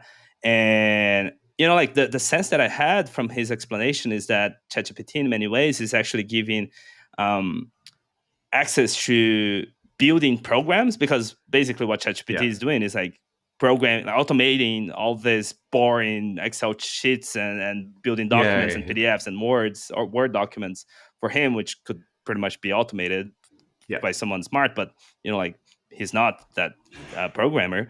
But also what his job now is becoming to be the person who actually double checks and make sure that all that ChatGPT generated is correct, which is a lot faster than doing those things himself in the first place. Maybe. Yeah. So Yeah. Yeah. so right. So like that gave me some insight of like, yeah, that's actually a really, really good use for this stuff. And like it's making his life so much easier, and it's actually like making the whole government spending a lot less money, because he now do in one day what he would do in a week before. So I was like, Right. Right. wow, this is actually pretty cool, man. Thanks for sharing. Yeah.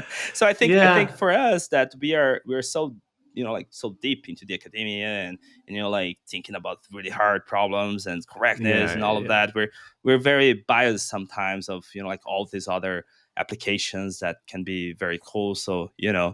those are things that I Yeah. try Yeah. to keep in my mind as well. Yeah, so I have to use Excel about once a year when I have to, The taxes. take all the marks that my students have done, and I have Okay. 300 students, and then I have to, figure out what their final grade is and get that in the right format that I can upload it to our system. And I'm terrible because I always need to look up data from 7 different sheets, and then I always forget the command, and I get the dollars in the wrong places, and there's all these little Excel quirks. And the Yes, yes, annoying yes. thing is that I mean, I'm not a terrible programmer, but because I only do this once a year, I then immediately forget. And then, And you forget the it's- worst part is not even forget, it's forgetting to document how you did it the last time. exactly right. So I've actually considered, writing a Haskell script, kind of asking these questions: what is the number that you're looking? What is the column that you want to look up? What is the range? What is the worksheet? Oh, here's the formula. I just kind of copy paste that into your Yes. Excel, because it's one of these things that I'm always so relieved that to get it out of the way that I then immediately forget everything I just learned. Right. That is great. That is great. Um, So one last topic, moving unless there's more about program. Okay, before we move on, one thing that I was thinking about when you were talking about program calculation is that a lot of what we were describing seems to be similar to the idea of program synthesis. Like, what are there differences, or is it different names for the same thing? Yeah, so that's a good question. So program synthesis is that typically you give a computer some hints and say, I want a function, and if I give it the empty list, it should produce the empty list. And if I give it the list 1, 2, 3, I want the list 3, 2, 1. Can you find a function that behaves like that? And then there's this huge space of all possible programs. And there the computer does the hard work, and it searches the massive search space of every list processing program that you can imagine, and then picks one which kind of meets it, which satisfies these tests. Or you can provide different kinds of inputs, but it's really the computer which is doing the hard work in a way. Right. So program calculation, for me at least, is that you have a calculus that kind of a set of rules where you start with a specification, and you uh, so one of the nicer, or maybe nicest frameworks for program calculation is actually the refinement calculus by Carol Morgan and various other people have worked on this, which is very much in an imperative setting, but it's very clearly in kind of equational reasoning approach, where you start with your pre and post condition, which says something or another, and then you say, well, I'm allowed to do this rule where I start by assigning x becomes 17, and and then I'm left with a new pre and post condition for the remaining program that I need to write. Or I can introduce a conditional, and then I have to figure out the then branch and the else branch, and I have a little bit of more information in the conditional because I branched on whether y was 12 or not, right? And then in this way, you can, the pre and post condition of the remaining problem that you have to solve, it kind of hopefully becomes easier and easier as you kind of as you work your way down through, starting from your specification to what become the leaves of your abstract syntax tree. So you start with just specification, then you add program fragments, and then the specification hopefully becomes simpler, and then you kind of go through all these moves, and then you're left with something which is kind of trivially true, or a specification which is obviously easy to solve with a single assignment or something. And then the hard part is always loops and loop invariants, of course. But that's a really, really nice little framework for doing program calculation. It really gives you a calculus, a set of rules, and a system in which you can invent your own rules and things like that, and justify them. And that's really a very, very nice direction of work, and that I think that style of thinking has also been influenced in the functional community, where you maybe start by writing a slow specification, and then you have various rules that you can play out, right? You have these recurring themes in a lot of calculational work by Richard Byrd and Jeremy Gibbons and people like this, where they say, oh, we write the program in this style, and then we can apply fold fusion, and then we have something which was left over with, and that actually is then a more efficient implementation of the program that we started with. So the difference between synthesis and calculation for me is that synthesis, it's the machine which is doing the hard work, namely figuring out what the program that you're looking for. With calculation, it's more of intellectual activity, where you start with a specification and then you have to do the work. But along the way, it's like, I don't know whether it's a wild goose chase or a fox hunt or a archaeological expedition or something, right? You're kind of slowly uncovering the program that satisfies the specification that you started off with. That's the vision, at least, for program calculation. Gotcha. Sounds very fun. Sounds very nice. Yeah, and especially with kind of interactive theorem provers, you have this same sense of it, whether it's in Agda, where you start by writing out your type, and then you figure out, okay, I need a lemma, and then I have some goals left, and then you kind of iterate through it like that. Or the same with core rock, where you try to formulate the thing you're trying to prove, and you realize that you try some tactics, and you have some sub goals left over, and then maybe you generalize those and use induction, and then suddenly you're done. So it kind of has the same spirit of interactive proof development, but now it's like interactive program development, or there's somehow you're trying to define a program that behaves in a certain way. Gotcha. Thank you. That was a very nice explanation. I love it. So I think a last topic, since we're being controversial today, we already talked about LLMs. We should also talk about blockchain. So we hit the jackpot on controversial topics in CS, huh? Yeah. You have some papers collaborating, formalizing a couple of things in blockchains. So I wanna start by asking you, like, your involvement, maybe even share what are your thoughts, if you feel comfortable doing. Yeah, sure. So a few years ago, we appointed a new full professor here in Utrecht to run the functional programming group, Gabriele Keller.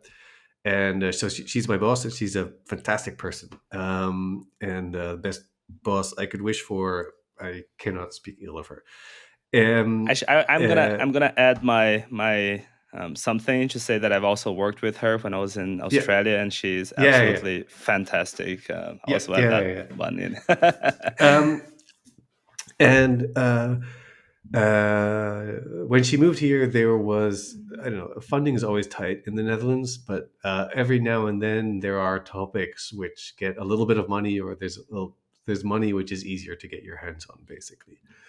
And Manuel Chakravarti moved together with Gabi to the Netherlands, and he works for IOG, and he does a lot of work for on the Plutus compiler, which takes a fragment of Haskell and then translates this to a lambda calculus, which is then kind of used to write smart contracts on the blockchain. And when I was a kind of younger functional programming, and Manuel was somehow involved in a lot of the papers I was reading about. He wrote the FFI spec for Haskell to C, and he's an amazing compiler writer. He's done a very cool work on Swift and Haskell for Mac and things like this. So I was really keen to get an opportunity to set up some research project with both Gabi and Manuel.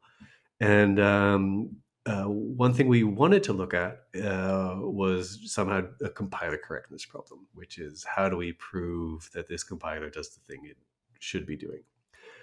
I guess what's interesting about it is that, in all honesty, I'm not too hung up on the blockchain application, but the compiler correctness stuff is kind of fun, in that it's a language which is actively being developed, which compiles to a small lambda calculus.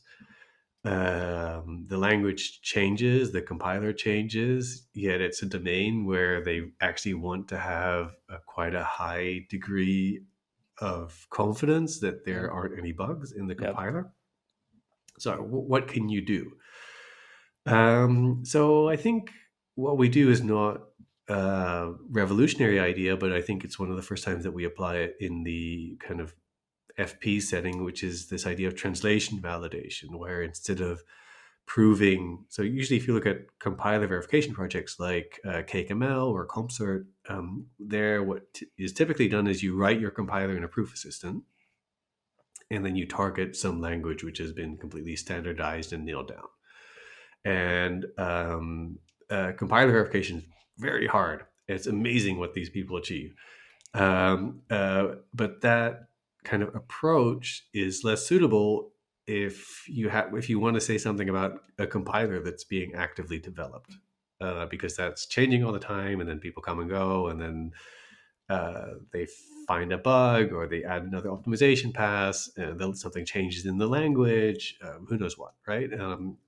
So you have this moving target, as opposed to let's verify a compiler for standard ML, or let's verify a compiler for C.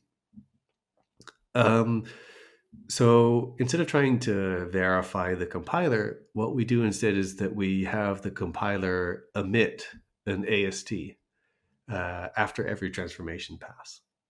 And these ASTs, they get dumped in a way that they are basically valid Coq terms. And then we have a description of the ASTs in Roc. And for every compiler pass, so these are typically optimization passes where you do some dead code elimination, or you do some inlining of let bindings, or unfolding definitions. All of these things, we can specify what we think the compiler should be doing in that pass as an inductive relation. Mm-hmm.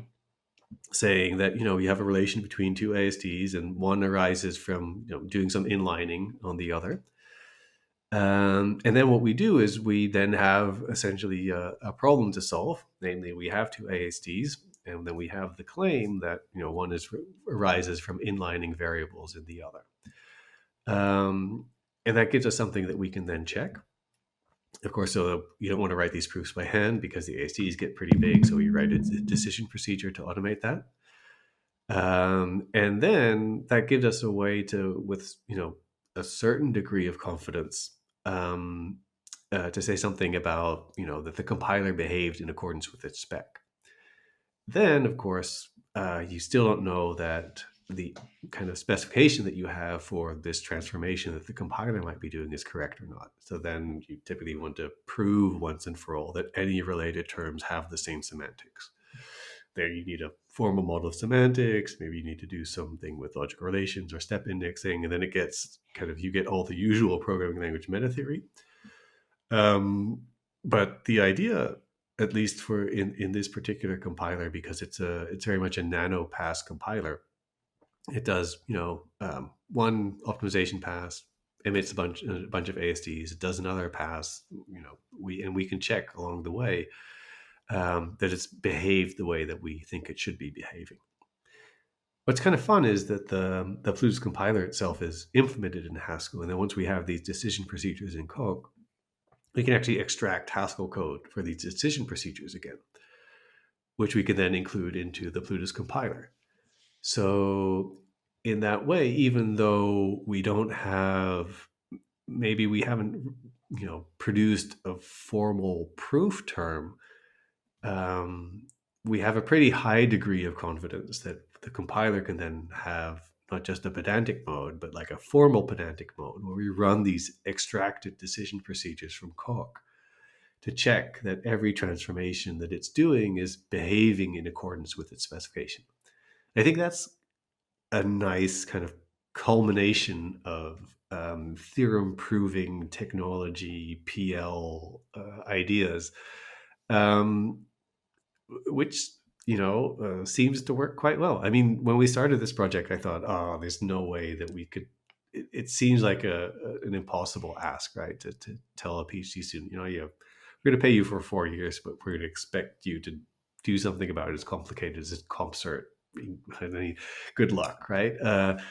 And I don't think I don't want to claim we got all the way, but I think this is certainly like a feasible direction for this style of compiler development, where the language is evolving, so stuff changes.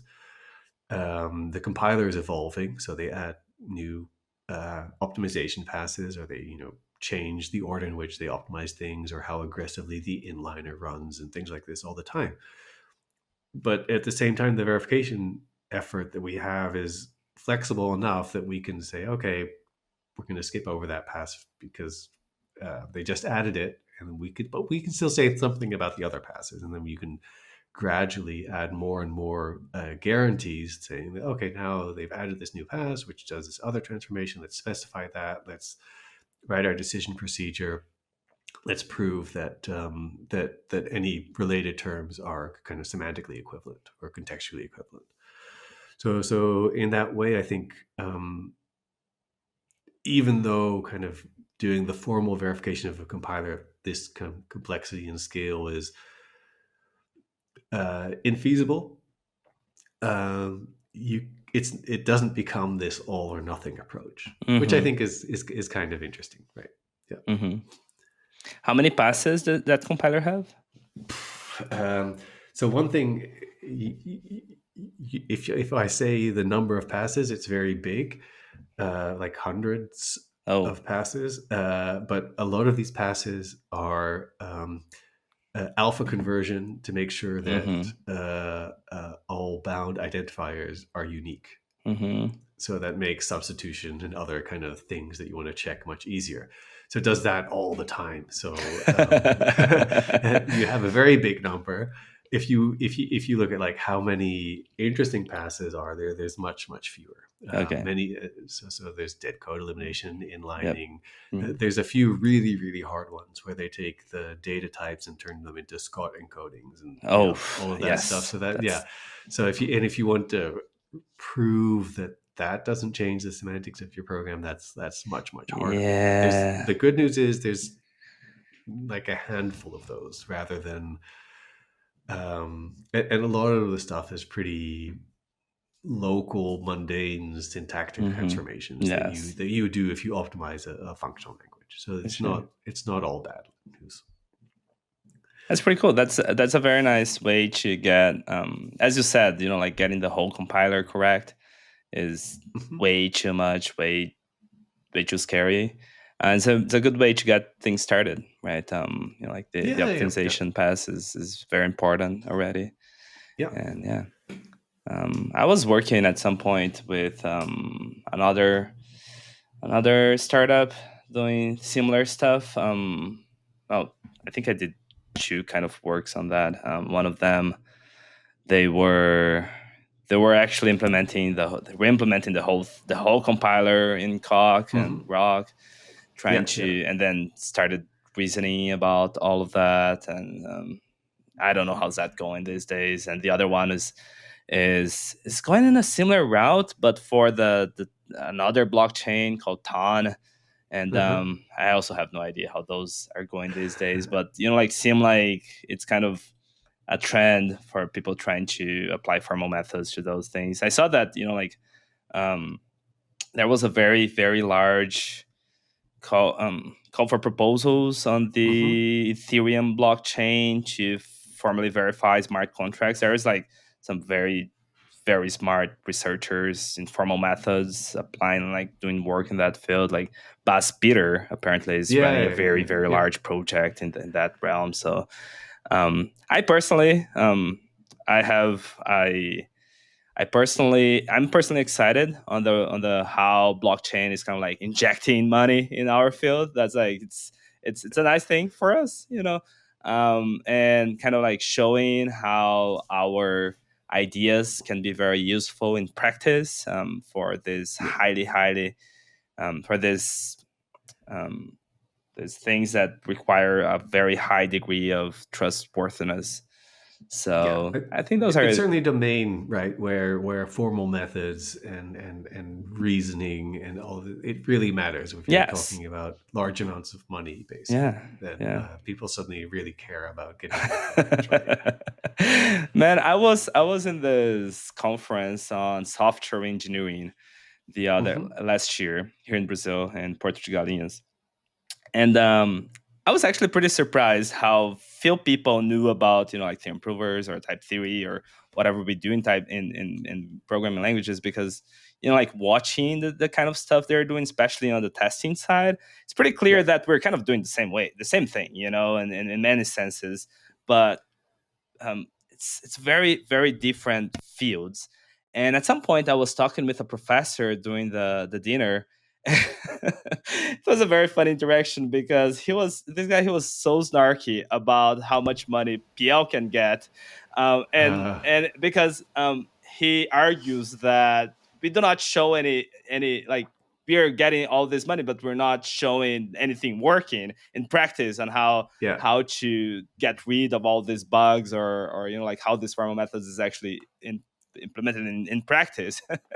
And yeah, yeah. I was just so impressed by his It's uh, CS is such a broad field, and yes, yes, you learn how different sub areas each have value different kinds of research. yes, right, And if you look at PL, people can say like, oh, here's this very complicated programming language and that's all kind of fancy stuff, and here's how to write Fibonacci or something. And then right. if you compare that to conferences on hardware design where they say, no, no, no, we built this circuit and it has a gazillion gates and it fits on this chip and it's amazing and it's like tiny engineering And 100 feat. And times faster than the other implementation because of all of these exactly, right. details. Yeah, yeah. And but then is it correct? Yeah, we tested it and it seems okay. All Yeah. right. Um, I'm not don't want to claim one is better than the other. It's just that Different values. it's there's such a kind of wide variety of values that you can Yes, see. yes, and it's nice. It's good. It's nice that people think different. It's just hard to build good communication across different fields. So yeah. Yeah, yeah, yeah. It's becoming more and more specialized always. Yeah. On a broader sense too, I was actually watching. There is this very vocal um, physicist that left academia, Hmm. Sabine Yep. something. Yep. Um, and she just released a YouTube video the other day talking about how different the values in academia in the US and Europe is.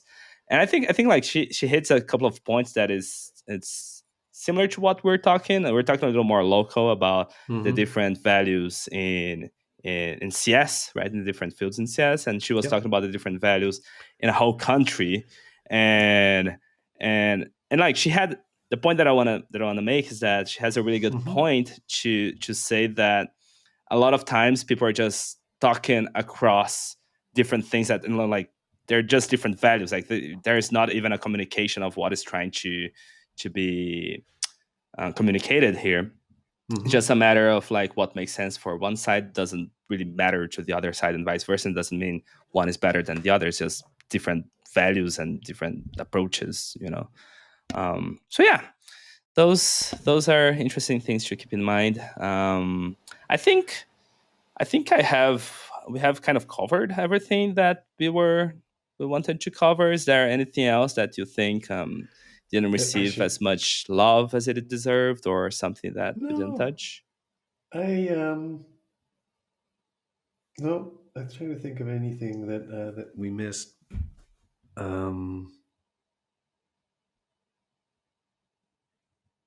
No, I think I'm happy to talk more about all these topics anytime. Yeah, I'm very lucky. I'm very lucky in that I get to work on this stuff, and I really love it. So yeah, it's great. Yeah, I'm very lucky to be able to have these conversations with the people that I think are like doing some really really cool work, and I really appreciate all the work that you have done as well. So thank you for that. I don't know. Let's close up with maybe you have some advice for beginning people that are beginning, like starting their career in academia somehow, like young researchers, young professors. Yeah, I wish I could I could give good advice, but I have to just acknowledge that I've been very very lucky. Um, I was lucky in my supervisors, the people who kind of helped me out in getting funding at just the right moment in my life. So there's all kinds of aspects where could have gone the other way. Yes. I wish I could just say like chase your dreams and everything will be all right. Yes. Um, but realistically, that's not the case. I think academia is often a tough place, and Yep. there's no shame in failing. I think some of the people I respect the most are not a success by some metrics. Some of the Mm-hmm. people who might score the best along some metrics, I don't like their papers, or I don't. But so find, I don't know, find your niche, find your voice, follow your dream, stay true to your values, That's a good one. and don't give up. It sucks sometimes. What else can I say? And a lot of it's luck. Don't feel bad about getting work rejected. It happens to me. I still hate it. Let go of your ego. It's fine. You are not your work. I could, there's all kinds of. I guess the bottom line is that being an academic is incredibly privileged, and I get to do a lot of things that I really really love, and I get to work on hard stuff, and I get to learn new things. It's maybe not for everyone. It's not an easy job, um, but I still really enjoy it. So I'm lucky in that respect, I guess. Wow, that was very heartful. Thank you so much for sharing. I think just digging into the first thing that you said about how lucky you were with your peers, I think you could say, like, lean into the people who care about you, who you can see that may have a good influence in your life, in your career, right? Like really use that in your favor and try to run away from people who you can perceive sabotaging you somehow. Yeah. I mean, there's very little malice, I feel, in PO, and I know Yes, that I agree with you. In other fields can be much more cutthroat and Yes. worry about getting Right. results scooped and whatnot, and Yes. I don't feel that very much of that in kind of in our community. I agree. So that's something I really cherish. Yes. At the same time, I mean, as a kind of, what would your advice be to a young academic? I don't know. I mean, I can tell you what worked for me, but like I said, Yes. there's a lot of survivor bias there, Yep. and that might not work for everyone.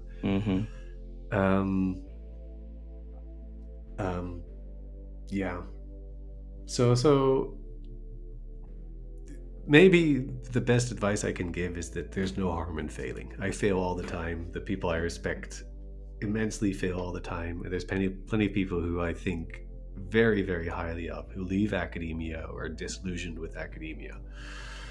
So there's stay true to yourself and keep trying. I guess that's the best advice I could give. Perfect.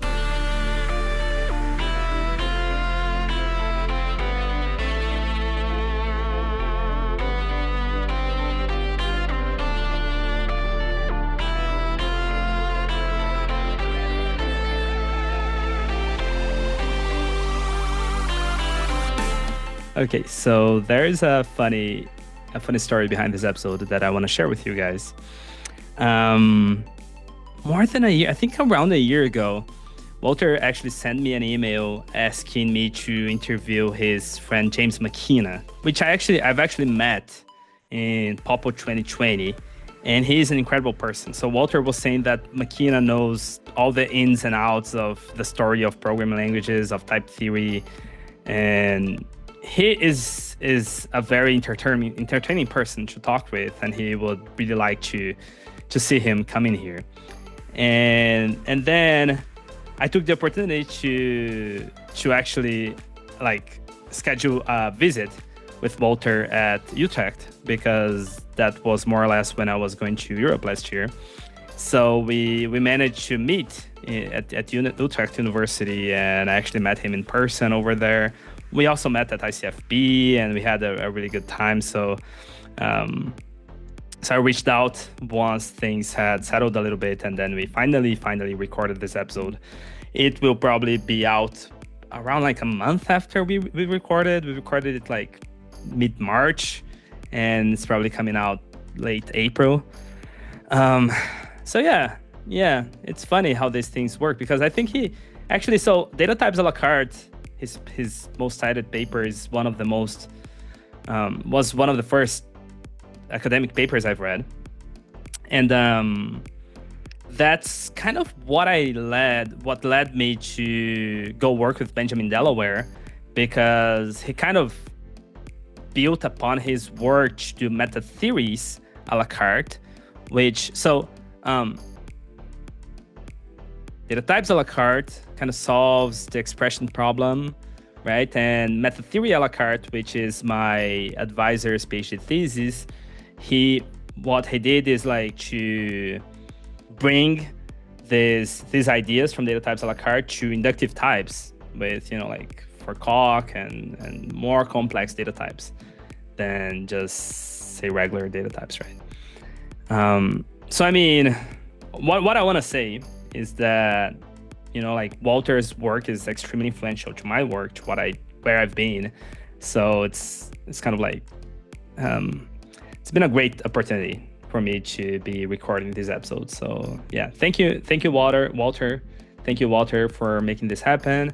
And hope to see you again in a future event or something. That was pretty cool. Yeah, I think that's what I had to say in this outro. I'm glad that you guys stuck for so long. It always surprises me how much support that I get from you guys. I love you. Thank you so much for making it possible for me to continue working on this podcast. As I said at the beginning, I'm pulling the trigger to make this podcast work full time. So I'm really counting on you guys to make this happen. Buy stuff in the marketplace. Go to the website, typetheoryforall.com. Go to our Ko-Fi platform. Become our monthly subscriber. I will be making events and giving discount to subscribers. That's coming up. And don't forget about the twitch.tv/typetheoryforall. Hopefully I'll start doing some cuts and posting more stuff on Twitter and having a stronger presence on social media so that we dominate the world with the power of type theory and have the power of type theory for all. Anyway, jokes aside, thank you so much, guys, for being so kind to me. We are making everything possible to attend Zurich Hack. For that, we humbly request your support at ko-fi.com. And we have a new goal over there to take us to Zurich Hack, which is happening in June. So I think that's it. If you guys have any questions, if you have any concerns, if you have anything that you like to share, or if the show has anyhow helped you, send us an email, typetheoryforall@gmail.com, and join our Discord. Also go to the website and you'll see links to all of that I've just said. So that's it. Thank you so much, and I will see you guys next time. Take care.